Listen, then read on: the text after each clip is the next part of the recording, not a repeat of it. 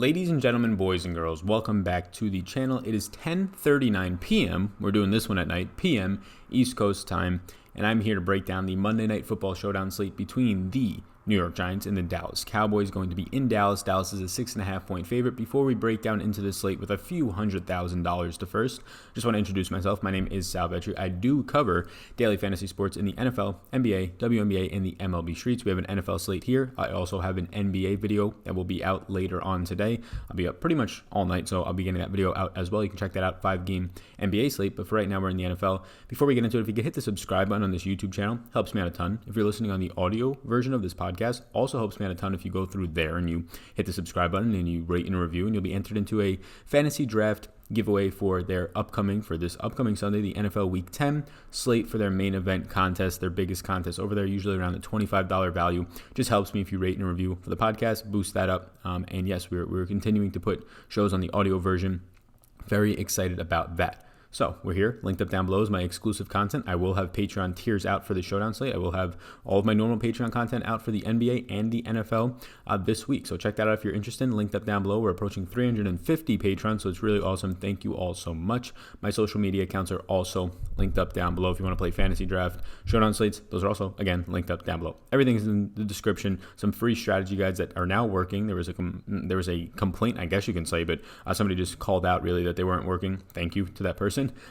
Something went wrong with the account, but now it's all fixed that I send those through. So everything's all good. You check out those free strategy guides to learn more about how to play NBA DFS and NFL DFS. So showdown slate, let's get into it. Hit the subscribe button, hit the like button, comment down below anything that you would like about this video or anything that you do like, and or who is your favorite captain option tonight. It's an interesting slate. We have yet to really have a slate where there's 5 or 6 running backs in this entire league that are just 85% plus snaps guys that are going to see the far majority, if not every single touch in their backfield, maybe aside from 1 or 2 breathers on long runs or long drives. You have Ezekiel Elliott, you have Saquon Barkley. So a spot where we do not see this usually happen, and as you would expect probably, and maybe not expect totally, but they're priced about the same. You have $11,600 Ezekiel Elliott, you have $11,400 Saquon Barkley. The big injury news is that you're not going to have Sterling Shepard for this one. So the 3 wide receiver sets for the Giants are going to continue to be probably Darius Slayton on the outside, the young guy, I believe, out of Auburn. On the outside, on the left, on the right, you're going to have a mixture of Cody Latimer and Benny Fowler, both guys that have been with this team since the preseason. Fowler has been cut and re-signed. Fowler was somebody that Daniel Jones liked throwing to in the preseason, but again, not really been a major part of this offense so far. And Golden Tate in the slot, who continues to get peppered. And then, of course, Evan Ingram at tight end with a 30 to 40% snaps backing him up, Rhett Ellison. So not the greatest of offenses in terms of weapons, but when you factor in the backfield of Saquon Barkley, the tight end position, like we said, of Evan Ingram, it does become nice, especially if you can see Darius Slayton continue to produce in the way that he has on the outside after having a monster game with 2 jump ball touchdowns and showing off some speed as well. So that is the offense you're getting. That is the major injury news for the most part on really both of these teams when you factor in just in offensive weapons and even the defense. So let's just talk about my interest from the top to the bottom. I have, as of right now, for if you're playing just a handful of lineups, 15 players or 14 players in a player pool. Again, if you're playing 150 lineups, you're going to have more than 14 players. You're going to want to include both defenses. I currently do not have them included. You're probably going to want to include a Benny Fowler and maybe a Rhett Ellison, and really at that point get close to around 18 players or so in a player pool. You don't have to go too crazy. This slate is very concise in terms of the Dallas Cowboys pretty much run 3 straight wide receivers, 3. That's it. They'll have Tavon Austin in there for 15 to 20% of the snaps. Tavon Austin last game only ran 3 routes, coming off of a bye for this team, so a little bit of an extended bye. So yeah, they really just run 1 running back with Zeke. I know that Tony Pollard played 20% of the snaps last week, but before that, he only played a combined 17 snaps, or actually he played a combined 14 snaps the 3 prior weeks after playing 20 snaps last week. So it's really just Zeke, those 3 wide receivers, and Jason Witten. Yes, I also know Blake Jarwin is on this team for Dallas, but he only runs about 10 routes a week when you have Jason Witten healthy. So it's a very concise player pool of players to choose from for Dallas. The Giants, you can say very similar things. Running back, Saquon. Tight end, it's going to be Evan Ingram. I know Rhett Ellison is out there, but he's very similar to Blake Jarwin in terms of he's going to run 10 routes more times than not each week, and there's not much upside there. The only difference with the Giants is their 4th wide receiver in Benny Fowler today, or you can say it's going to be Cody Latimer, whoever it is, that 3rd and 4th wide receiver are kind of up in the air, where for the Cowboys, it's pretty clearly Randall Cobb in the slot, and on the outside, Gallup and Amari Cooper. So a very concise pool of offenses here. And it makes it a little bit easier to choose an overall player pool for a slate. Obviously, things can get wonky, and Dalton Schultz, who runs like no routes last week and has run like 4 or 5 routes a week, can find his way into the end zone. But that's what a showdown slate is. You try and take out as much variance as you can. It's very hard to do that, but if you have a player pool that makes sense, I think it helps a little bit. So, with that said, you have at the top of my interest boards, and this is not in any ranking order. The rankings will be on Patreon later today. Again, you can subscribe to the Patreon, linked up down below if you're interested. You check out what's all over there. Lots of descriptions on the packages and or just looking at the homepage and kind of describing what Patreon is if you've never really heard of it. But Ezekiel Elliott, 11,600. Yes, I have interest. He's a 6.5 point home favorite coming off of a bye. The Dallas Cowboys have the 4th best run blocking advantage on the entire weekend, including Thursday, including all the games on Sunday, of course, and then this game itself. 4th best run blocking advantage out of the 28 teams that are playing this week. That's pretty good. You can project Zeke to see 22 plus touches in a spot like this, and the Giants are allowing the 8th most rushing and 8th most receiving yards. Zeke is going to play 80+% of the snaps, even if Tony Pollard continues to play, and I say continues very lightly because he only played 20 snaps last week. Again, 7 or 14 combined snaps of 3 previous weeks. I do think Zeke is in a spot where he'll see 20 plus touches here at the low end. 11,600 when you're factoring in his price point compared to Saquon's. I think I'm going to take the 6.5 point home favorite a little bit more and more times than not over Saquon Barkley. Amari Cooper at $10,000. I like this entire passing game. I like this entire offense for Dallas because the Giants' defense has been very poor, especially their passing defense. And then when you factor in a 6.5 point favorite, it's hard not to like Zeke. So the entire offense looks good here. The only one I might not like is Dak because he's going to be at the mercy of all these other guys if they do well and they're priced up. It's really hard to envision Dak doing well without a rushing touchdown or two. But Amari Cooper at $10,000 is likely to see Janoris Jenkins, who has actually been performing well as of late. Earlier in the year, he's given up so far this season 24 receptions, 362 yards, and 3 touchdowns. But he also has 4 picks. And he's performed much better over the last 2 or 3 weeks or so, but Amari Cooper's borderline unguardable. Like Jair Alexander and Xavier Howard, 2 of the better quarterbacks in this league, 2 of the better top 20 cornerbacks in this league, were no match for Amari Cooper. The only guy who somewhat shut him down, and Jalen Mills coming out of his injury looked really good, and Amari Cooper still is just catching balls over him. The only guy who somewhat shuts down Amari, and Amari still catches like 5 balls for 60 yards or 5 balls for 50 yards, was Marshawn Lattimore, who's been performing very well this season. So Amari at $10,000, it's too cheap of a price point. The concern is they're 6.5 point favorites, and Dak might only throw like 28 times, 30 times in this game. That being said, though, it's a really good matchup. The guy I like even more, and the guy I like more so than Amari, is Michael Gallup. $7,400. You get to save $2,600 for a guy who's going to run just as many routes as Amari Cooper. Probably has by far the better matchup. Right now, DeAndre Baker is the worst cornerback in the league if you factor in passer rating. 153.6 passer rating. I've never seen one that high, over 140 range. 153.6 is the highest in the league against him for any cornerback playing more than 40 coverage snaps. 40 coverage snaps is pretty much one game. So any cornerback that has played more than one game so far this season, out of the 9 weeks that we're pretty much through right now, he is by far the worst. He has given up 510 yards and 5 touchdowns this season. Now he gets Michael Gallup, who's just been absolutely shredding. Michael Gallup's honestly, on this type of a slate, like $1,400 too cheap. I like Michael Gallup. Honestly, the most when you factor in his price point, he makes for a very good captain. Golden Tate coming out of the slot. The slot's been the favorite's target of a guy like Daniel Jones since the preseason. Well, there was Sterling Shepard there the first couple of weeks of the season when Golden Tate was still on his suspension. Since then, it's been Golden Tate. You're either going to get Anthony Brown if he comes back and is healthy. If not, you're going to get Jordan Lewis. You hope that it's Anthony Brown. He has not been performing that well in the slot for the Cowboys. Jordan Lewis, in a very 2-game sample, 1.5-game sample, has been performing well. Either way, though, it's a spot that should be peppered with targets, and $6,800 is a fair price point. Randall Cobb is very cheap at $4,800, and he gets to face one of the worst slot cornerbacks in the league in Grant Haley. Haley has allowed 31 receptions for an 86% completion percentage against him, 31 receptions on 36 targets for 353 yards and a touchdown. Cobb will run 25.3 routes per week out of the slot, and 88% of his overall snaps come from the slot. So at $4,800, he's a nice play that is a lot cheaper than a lot of these other guys who, again, it's 11. He's only going to be on the field in 11 personnel, right? 3 wide receiver sets when they need a slot wide receiver, which might not be as often this game. They might opt to just go with more Blake Jarwin and Jason Witten and just run the ball more if they are leading. So he becomes a little bit of a risk there, but the price point kind of counts in him. My final yes here is going to be my 6th yes, which is Daniel Jones. And I don't have a ton of conviction. He probably leans more towards an X, which for me is a maybe if you're new here.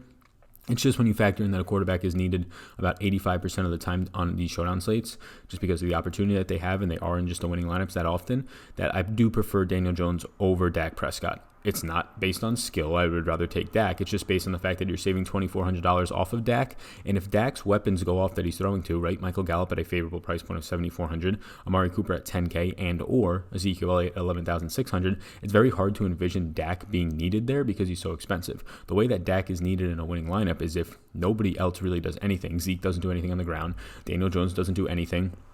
And then Dak has a rushing touchdown, or he just spreads the ball out completely. Otherwise, I don't see that happening. And as a 6.5-point favorite, I think that I trust, and really maybe not trust is not the best word, but I'd rather believe that Daniel Jones has the better passing script here and has to throw the ball close to 35 to 40 times, whereas Dak is probably going to be throwing it closer to 30 times. And really, if he does anything well, it's going to be guys like Amari and Gallup that are needed in the winning lineup. And then it's really hard to fit Dak in and seeing that lineup actually gel together properly. So it's just a pricing thing. Daniel Jones becomes a price play here. You get a $2,400 savings off of Dak for what is likely the higher volume QB here, and honestly not the worst of spots. Byron Jones on the outside has been okay, but the secondary has not been that great. They did not get Jamal Adams as much as they wish they did. Xavier Woods has been good, but the other safety, Jeff Heath, has not been good in the slot cornerback position, although Jordan Lewis has been good there as of late. Still not the greatest. So it's a spot where Daniel Jones has an okay matchup for the price point, and we know he has rushing upside, so he is an interest of mine. He is the quarterback that I prefer. Saquon Barkley is a maybe next to him. Look, realistically, he should be a Y. He should be a yes, but when you're choosing between one of these two running backs, and honestly, you could probably choose them both if you want to go through that route. I'd rather just choose a 6.5-point favorite in Zeke. Saquon showed his receiving game, probably his best receiving game last time out. It's a negative run blocking script for him as a 6.5-point underdog. Again, I prefer Zeke. Saquon's seeing 21.4 opportunities per game, but 6.8 targets per game. So that's obviously where the upside comes from. He's game flow independent no matter what. Even if they're trailing by a touchdown or two, he's still going to have upside. And he's facing a team in Dallas that allows 8 receptions per game to the running back position. Good spot for Saquon. Evan Ingram is my second interest in the Giants passing game behind Golden Tate that we talked about, but Ingram has himself a really good matchup. When he's going down the field, which he's a tight end who has one of the highest ADOTs and air yards per target for any tight end in the league, he's going to get Jeff Heath, who we talked about a little bit earlier, has been struggling in man-to-man coverage. And in zones, Evan Ingram is really just like a zone buster, as most tight ends are, especially the next guy up who I have some interest in Jason Witten. $5,200 Jason Witten's running the most routes that he's run in a while. He's going to have a neutral matchup in man coverage down the field against Jabril Peppers, who's been pretty solid this year. But the main thing is Jason Witten is a zone killer. He's been a zone killer his entire career. He'll sit down in the zone for 8-yard receptions around the first down marker, and then he always has touchdown upside. So Slayton is the bigger upside play. Darius Slayton, the guy in the Giants on the outside, the young player, the young wide receiver, he's going to be the bigger upside play for $200 less, but Witten's going to provide you with more consistency. Pretty much if Darius Slayton doesn't catch a 30-plus yard catch that hopefully finds his way into the end zone, he's probably going to end up more times than not in this type of a game with 4 catches for like 45 yards. If he doesn't hit that big one for 30-plus yards and gets in the end zone, right? That's the big difference for Slayton, whereas Jason Witten, you could rely on a Jason Witten game somewhere in the 4 catches for 40 yards as sort of a floor right around there. And then he has a touchdown upside, and he has the upside to catch 6 balls for 60 yards, right? So very much a consistency thing at this price point. I like Jason Witten. I think Darius Slayton's also in a fine price point, but he does find himself in a difficult matchup. Again, he will be starting on the outside for Sterling Shepard, who continues to not be cleared. I think the concussion protocol, but is not going to be playing once again. Byron Jones on the outside is a speedy outside cornerback who should be able to keep up with Darius Slayton, and then it just comes down to if Slayton can win jump balls, and this is a much more difficult matchup than Slayton than he saw in the past week. It's a hard price to ignore, though, for the upside that Slayton possesses. Next up are the 2 kickers. I have the same statement here, so disclaimer if you're new to the podcast or to the channel. Kickers are fine to play. I recommend just playing one, as rostering both as a long-term EV, negative EV move in my opinion. What is EV? Expected value. It means if you make a decision today, you are pretty much making decisions every single day that are going to add up to you winning at the end of the day. So when you're deciding on a specific player in your Draftkings lineup, it's not really deciding for that day in theory. It's deciding if I make this decision every single time and I stay consistent with what I think is an optimal decision, a year from now, if I look back, I will be making money, I will be profiting. Instead of just trying to analyze it at the player level, you're analyzing it at a decision and process level, so making positive EV decisions. And if you make a ton of them over the long term, you'll be making more than your opponents, and in Draftkings, you'll be winning more money, right? Compared to just rostering 2 kickers in your lineup.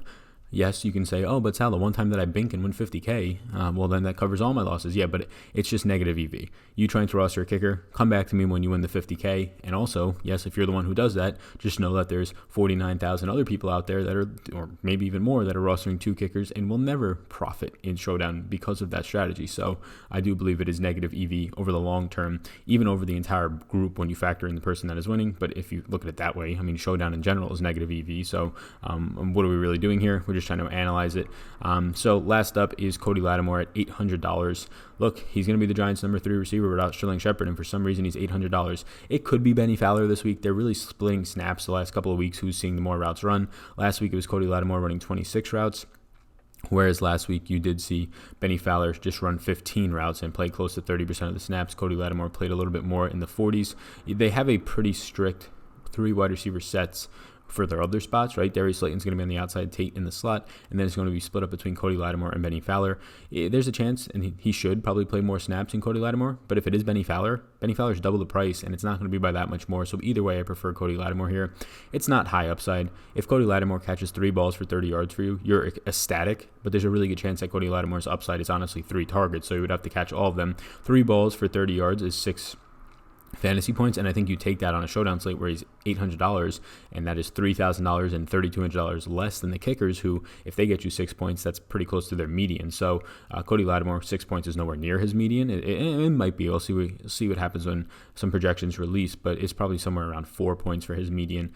That being said, $800 is a fine price point, and that's where I'm at. Those are my 14 interests today. I don't really have an interest in a defense. I think the Cowboys are priced up to a point where I'd rather just pay for Jason Witten and or Darius Slayton in the 5K range.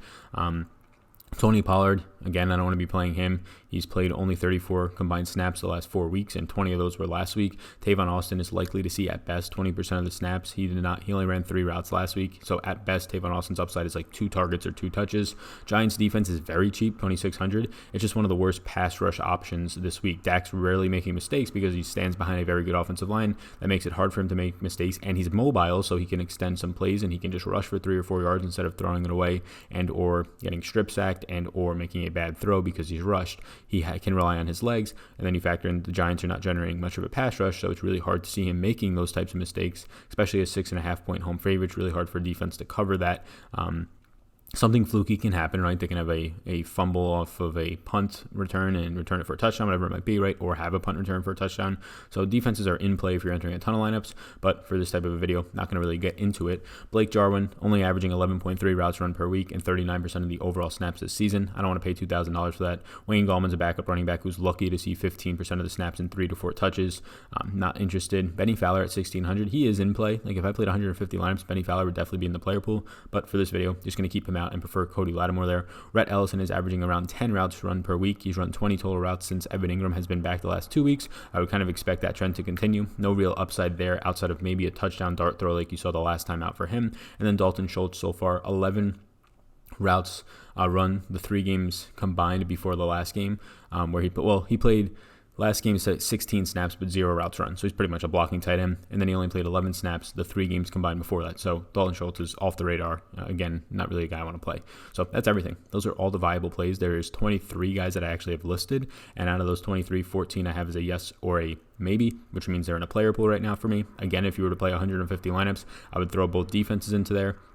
And probably throw Benny Fowler into there and then maybe Tavon Austin, but that's about it. So you probably at most have about 18 players in your player pool. I feel pretty good about that. Right now I have 14 in here. And in terms of yeses, I have 6. My 6 yeses once again are Ezekiel Elliott, for the people on the audio version who can't see the video, Ezekiel Elliott, Amari Cooper, Michael Gallup, Golden Tate, Randall Cobb, and Daniel Jones. My maybes are Saquon Barkley, Dak, Evan Ingram, Jason Witten, Darius Slayton, both kickers, Aldrick Rosas, and Brett Maher. And then Cody Latimer. So thank you for tuning into this podcast and YouTube video. Hit the subscribe button before you leave. And if you could leave a 5-star rate and review, I really appreciate that on the audio version. It's by far the biggest thing you can do to support me. So if you enjoy my work, I really appreciate if you can do that. The biggest free thing I guess you can do to support me. You can also go head over to Patreon if you are interested in my exclusive content. Lots of stuff. I have a podcast on Friday about ownership for the NFL, Sunday morning closing thoughts, our Saturday Awesemo exclusive live stream our Saturday, I do have an Awesemo live stream on Saturday at 11 a.m., so I'm used to saying that, but our Saturday Patreon exclusive live stream is over there on Saturdays. Closing thoughts on Patreon is on Sundays. Friday ownership show is for Patreon as well, and then tons of data throughout the week, my projections, my key stats for each position, my game-by-game notes released on Thursdays, which are about 15 pages, and already up right now is the game logs, targets and touches, and snap counts will be added tomorrow. So lots of stuff. It's a lot to digest, but appreciate it. If you want to check it out, it'll be linked up in the podcast and or video version description of this show. So thank you for tuning in. Hit the subscribe button. Follow me on Twitter at SalVetriDFS and follow me on Instagram at SalVetri. My name is Sal. You already know that. Said it a couple times right there. Best of luck. Peace out, gang. Thanks for tuning in, and I hope you enjoyed that video. Above my head, if you're not already subscribed to this channel, I do ask you if you can please hit that subscribe button. It helps me out a good amount to reach more people. You can also follow me on Twitter. That's over there. Right in the corner is my at SalVetriDFS Twitter. And then above, you'll find my Patreon link. You can click on that if you want more exclusive content for me. Or a video is going to pop up, so why don't you check that one out as well. I think it's going to be beneficial for you. Thank you so much again for tuning in, and I hope you have a fantastic rest of your day.